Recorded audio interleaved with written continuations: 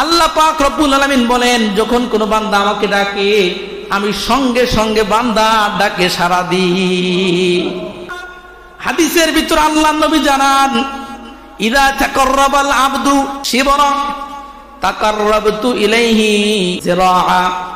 আল্লাহ তাআলা বলেন, এটা হাদিসে কুদসি, আমার বান্দা যদি আমার দিকে 1 বিঘাতে গিয়ে যায়, আল্লাহ তাআলা বলেন আমি ওই বান্দার দিকে 1 হাত এগিয়ে যাই।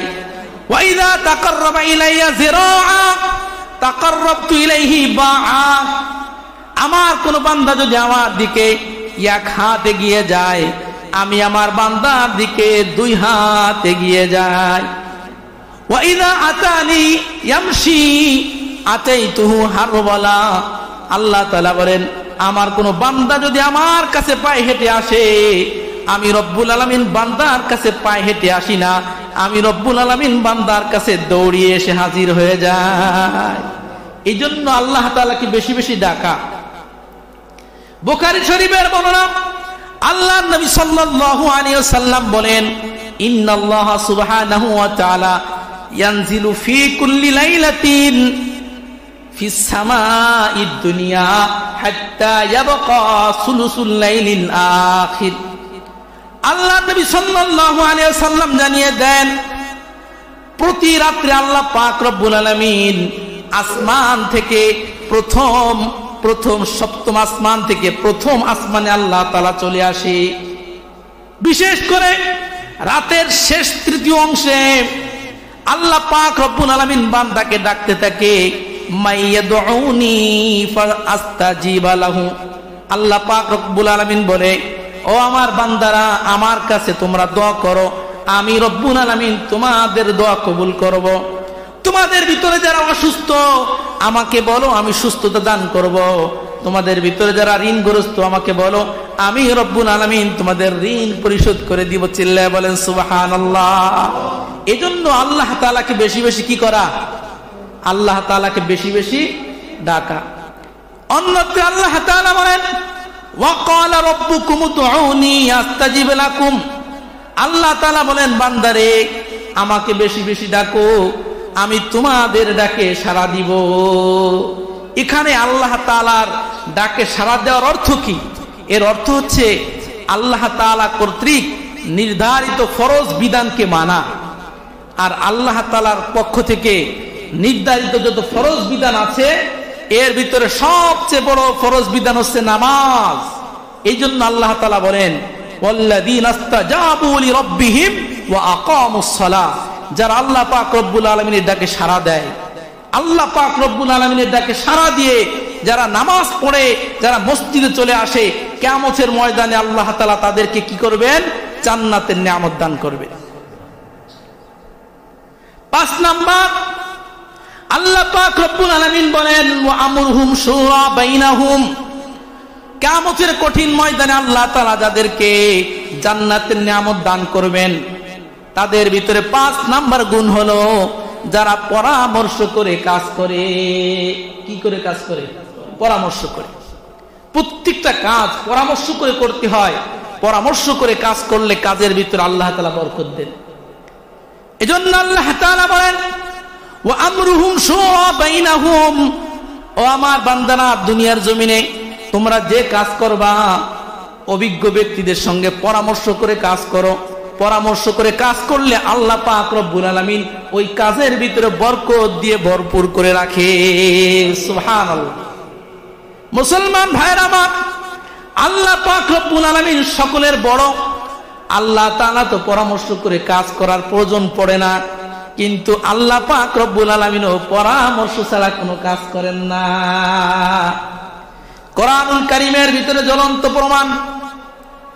আল্লাহ পাক রব্বুল আলামিন কোরআনুল কারীমের ভিতরে বলেন, ওয়া ইয ক্বালা রাব্বুকা লিল মালাইকাতি ইন্নী জাঈলুন ফিল আরদি খলিফা। আল্লাহ পাক রব্বুল আলামিন ফেরেশতাদের সঙ্গে পরামর্শ করলেন, ও আমার ফেরেশতারা, আমি দুনিয়ার জমিনে মানব জাতি সৃষ্টি করতে চাই। মানব জাতি আল্লাহ তাআলা সৃষ্টি করতে চান, ফেরেশতাদের সঙ্গে পরামর্শ না করলেই তো হয়।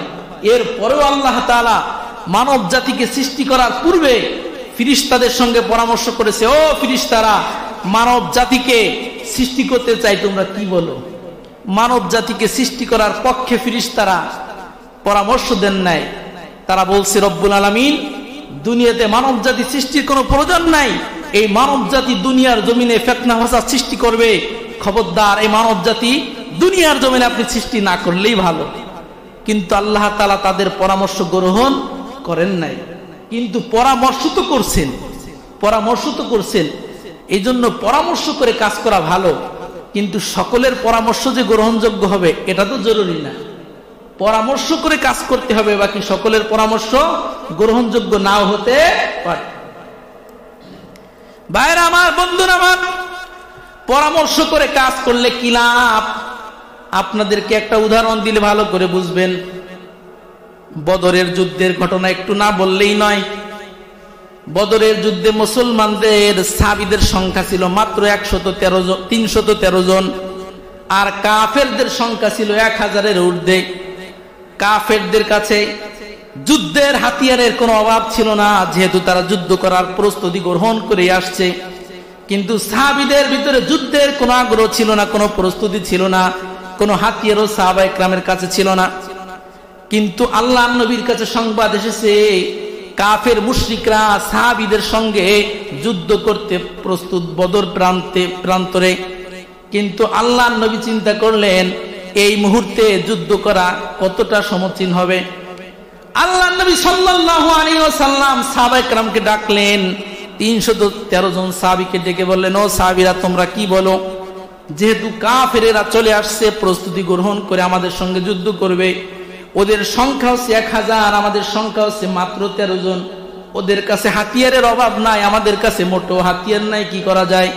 আবু আইয়ুব আল আনসারী রাদিয়াল্লাহু তাআলা বললেন যে, আমার মতামত হচ্ছে যুদ্ধ না করাটাই ভালো। যেহেতু আমরা 313 জন, তাদের বিরুদ্ধে যুদ্ধ করে কি আর সফলতা আনতে পারবো? যুদ্ধ না করাই ভালো। হযরতে আবু বকর সিদ্দিক রাদিয়াল্লাহু তাআলা দাঁড়িয়ে গেলেন। তিনি বললেন, ইয়া রাসূলুল্লাহ, ইয়া হাবিবাল্লাহ, যেহেতু ওরা যুদ্ধের প্রস্তুতি গ্রহণ করেছে, এখন যদি আমরা যুদ্ধ না করি তাহলে আমাদের ইসলাম দুনিয়া থেকে মিটে যাওয়ার সম্ভাবনা আছে। ইয়া রাসূলুল্লাহ, ইয়া হাবিবাল্লাহ, আমার মতামত হচ্ছে আমরা 313 জন আছি, তাতে কি হবে? ওদের সঙ্গে আমরা যুদ্ধ করব। সুবহানাল্লাহ। হযরত ওমর ফারুক রাদিয়াল্লাহু তাআলা দাঁড়িয়ে গেলেন, ইয়া রাসূলুল্লাহ, ইয়া হাবিবাল্লাহ, আমার পরামর্শ হচ্ছে কাফেরদের বিরুদ্ধে যুদ্ধ হবে। মুসলমান ভাইরা আমার, মুহাজির সাহাবীরা পর্যায়ক্রমে পরামর্শ দিলেন, কিন্তু আনসারীদের ভিতরে আর কেউ দাঁড়ায় না। যেহেতু আনসারী সাহাবী প্রথমেই তো একজন বলছেন যে যুদ্ধ না করলে ভালো হয়, কিন্তু আল্লাহর নবী বারবার অপেক্ষা করতেছেন যে না না না, আনসারীদের ভিতর থেকে কোনো জবাব আসে কিনা। কিছুক্ষণ পর একজন আনসারী সাহাবী দাঁড়িয়ে বললেন, ইয়া রাসূলুল্লাহ, আমার মুহাজির ভাইরা যেহেতু যুদ্ধ করার জন্য প্রস্তুত, আমরা আনসাররাও পিছপা হব না, আমরাও যুদ্ধের জন্য প্রস্তুতি গ্রহণ করলাম। সুবহানাল্লাহ। হযরত মিকদাদ রাদিয়াল্লাহু তাআলা আনহু একটা জ্বালাময় বক্তব্য দিয়ে গোটা সাহাবায়ে কেরামের অন্তরের ভিতরে যুদ্ধের স্পৃহা সৃষ্টি করে দিলেন। 313 জন সাহাবী পরামর্শ করে 1000 কাফেরের বিরুদ্ধে যুদ্ধ করে বিজয় অর্জন করেছে। চিল্লায়ে বলেন সুবহানাল্লাহ। এজন্য পরামর্শ করে কাজ করলে তার ভিতরে বরকত থাকে। আমরা প্রত্যেকটা কাজ কি করব? পরামর্শ করে করব। আল্লাহ বলেন, দুনিয়াতে যারা পরামর্শ করে কাজ করবে তাদেরকে আল্লাহ তাআলা জান্নাতের ভিতরে নিয়ামত দান করবে। 6 নাম্বার গুণ, আল্লাহ তাআলা বলেন, ওমিম্মা রাযাকনাহুম ইউনফিকুন। দুনিয়ার জমিনে যারা আল্লাহ প্রদত্ত সম্পদ আল্লাহর রাস্তায় যারা খরচ করবে, ওদেরকেও আল্লাহ তাআলা কিয়ামতের ময়দানে জান্নাতের নিয়ামত দান করবে। অনেকে বলতে পারে, হুজুর, দান সদকা তো ধনীর জন্য, গরিবের আবার কিসের দান সদকা? আল্লাহর নবীর কাছে এক সাহাবী এসে হাজির, ইয়া রাসূলুল্লাহ, ইয়া হাবিবাল্লাহ, আইয়ুস সাদাকাতি আযমু আজরা, বিনিময়ের দিক দিয়ে কোন সদকাটা সর্বশ্রেষ্ঠ? আল্লাহর নবী বললেন, ও সাহাবীরা রে, আযমু সাদাকাতি আজরা, বিনিময়ের দিক দিয়ে সর্বশ্রেষ্ঠ সদকা হলো আনতা সাদ্দাকা ওয়া আনতা সহিহুন শাহিহুন তাকশাল ফাকরা ওয়া তা'মালুল গিনা। যখন তোমরা সুস্থ থাকবা, সুস্থ অবস্থায় দান করবা। অনেক মানুষ অসুস্থ হয়ে গেলে দান করে, সুস্থ থাকতে দানের কথা মনে থাকে না। আল্লাহ নবী বলেন, ও সাহাবীরা রে, যখন সুস্থ থাকো সুস্থ অবস্থায় দান করবা। এরপর আল্লাহ নবী বলেন, যখন তুমি গরিব থাকো, যখন তোমাদের ভিতরে দারিদ্রতা থাকে, দারিদ্রতা থাকা অবস্থায় দান করো। গরিব অবস্থায় কি করতে হবে? দান করতে হবে। এরপর আল্লাহ নবী বলেন, যদি তোমার সম্পদ লাভের আশা থাকে, ধনী হওয়ার আশাও যদি তোমার ভিতরে থাকে, তাহলেও তুমি দান করবা। যদি তুমি চিন্তা করো আমার তো ধনী হওয়ার আশা, আমি যদি সম্পদ ব্যয় করি, দান করি, তাহলে সম্পদ কমে যাবে। আল্লাহ নবী বলেন, না না না না, তুমি যদি ধনী হতে চাও তাহলে সম্পদ খরচ করো, তাহলে তোমার সম্পদ কমবে না, বরং তোমার সম্পদ বাড়বে। এজন্য 6 নাম্বার, দুনিয়াতে যারা সম্পদ দান করবে আল্লাহর রাস্তায়, বেশি বেশি দান করবে, ওদেরকেও আল্লাহ তাআলা জান্নাতের নিয়ামত দান করবে।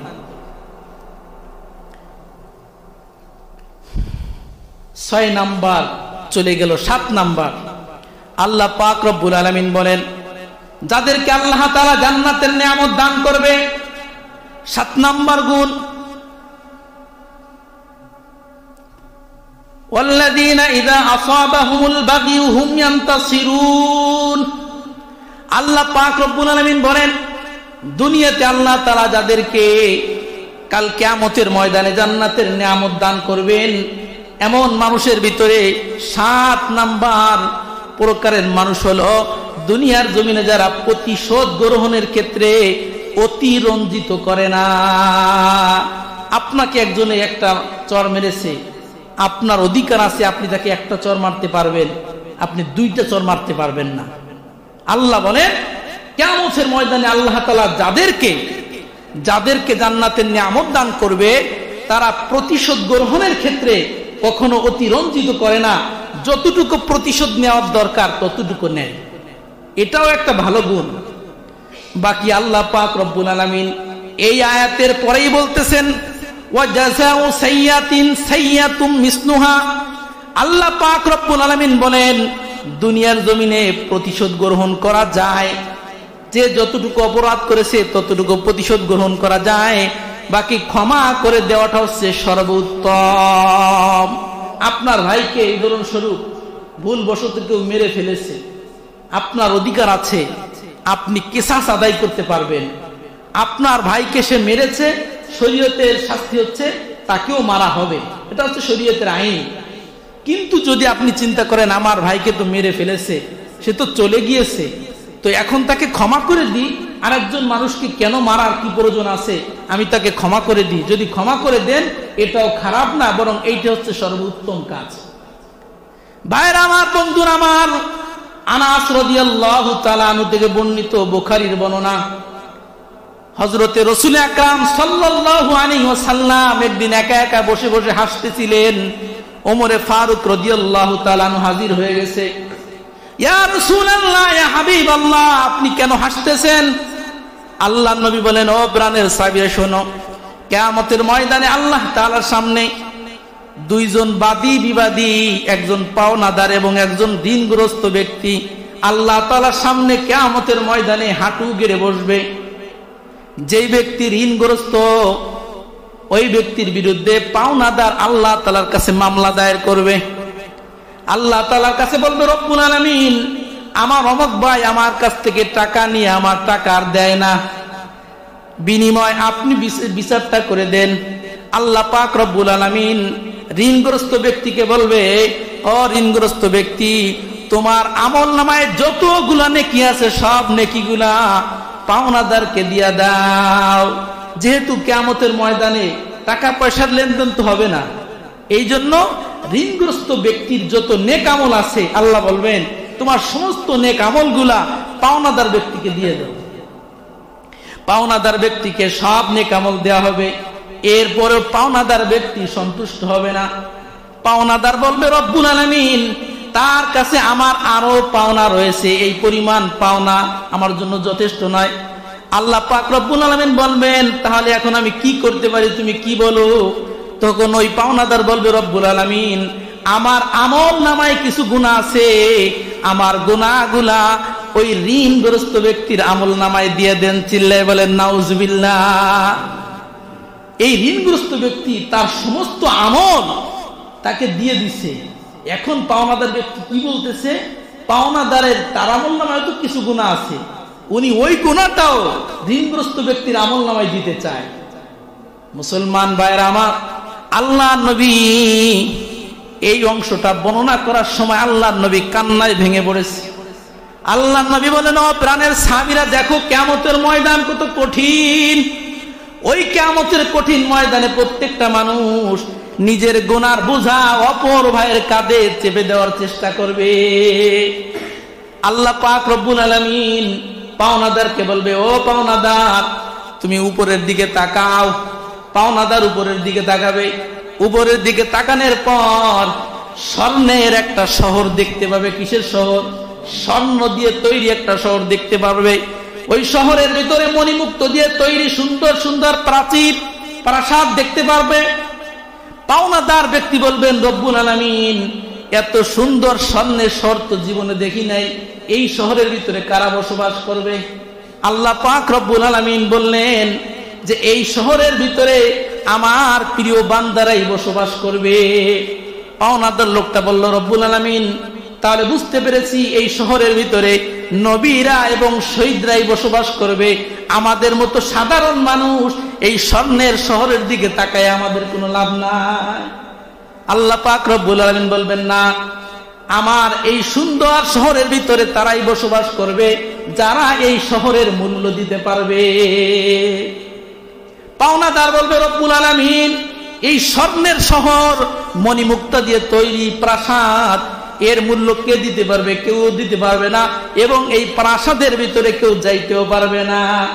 আল্লাহ পাক রব্বুল আলামিন বলবেন, ও আমার বান্দারা শোনো, না না না, এই প্রাসাদের ভিতরে তারাই প্রবেশ করবে যারা তার আপন ভাইকে ক্ষমা করে দিবে।